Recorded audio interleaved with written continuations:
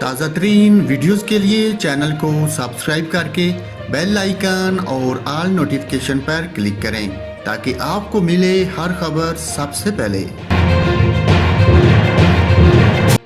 اور ناظرین، means T20 world cup میں نیوزی لینڈ کے ہاتھوں بھارتی ٹیم کی شکست کے بعد سابق بھارتی کرکٹرز اپنی ٹیم پر برس پڑے۔ Master class batsman Sunil Gavaskar نے کہا کہ فائنل 11 ہی درست نہیں، اس لیے یہ سب کچھ دیکھنا پڑ رہا ہے۔